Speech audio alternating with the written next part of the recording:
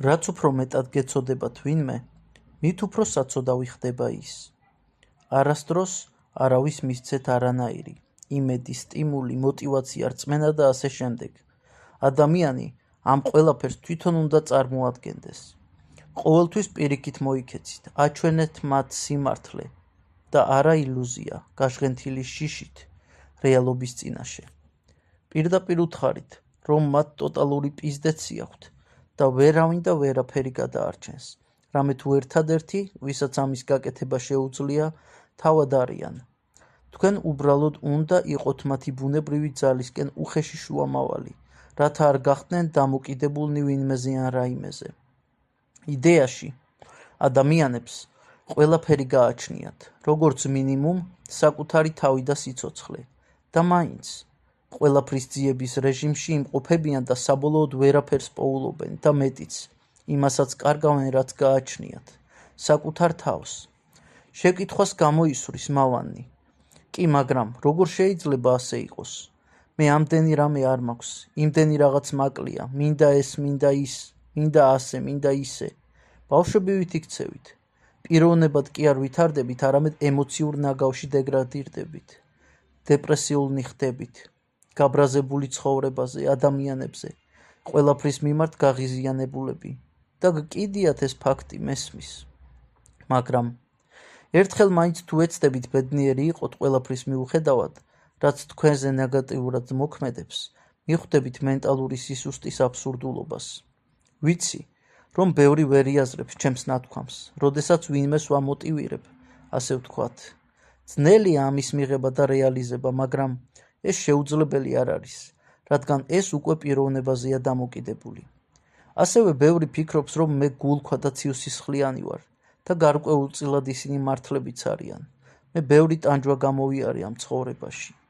ეგრეთ წოდებული თერაპია უნდა ჩატარდეს ატომური ბომბის აფეთქების ეფექტით, რათა ადამიანმა იგრძნოს თავისი სისუსტის სრული არსი, რომელსაც ის ნებას რთავს გაანადგუროს იგი. როდესაც ემპათიურები ხართ, ზედმეტად თანამგრძნობიარი ხართ. ეს ფაქტი თქვენც ხდით სუსტს, კონკრეტულ სიტუაციებში, კონკრეტულ ადამიანებთან. თუ ნამდვილად გინდათ ვინმეს დაეხმაროთ, მორალურად გაანადგურეთ, უბრალოდ ჩააგდეთ საკუთარ უფსკრულში და მიეცით საშუალება დამოუკიდებლად ამოვიდეს იქიდან. და არც ვინმეს მისცეთ ენერგოვამპირივით დააჯდეს თქვენს ძალას. ისარგებლოს ამით, ეს ძალა თქვენ გეკუთვნით და როგორც თავად ჩათვლით საჭიროდ, ისე უნდა მისცეთ მიმართულება. ადამიანებს ახასიათებთ მუდმივი წუწუნი, საკუთარი უსუსურობის ამონთხევა, გულის გადაშლა, მოსმენა სჭირდებათ. თვითონ ვერ იხედებიან საკუთარი ჯანსაღი ინტროსპექციის პრიზმიდან და თქვენ გულუხვად თავზე ხელს უსვამთ, იმის მაგივრად, რომ პირდაპირ აჯახოთ.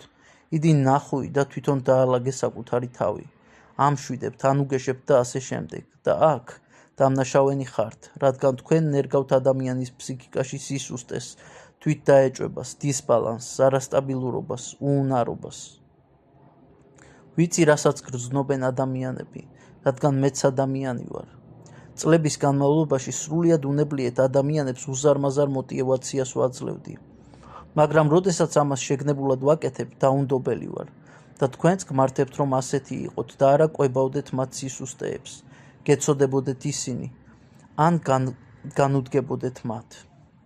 არც ერთი თქვენი ლოცვა, ეზოთერული პრაქტიკა, სპირიტიზმი, მაგია, ეშმაკები ან არამიწიერი რაღაც ძალები ვერ გიშველით.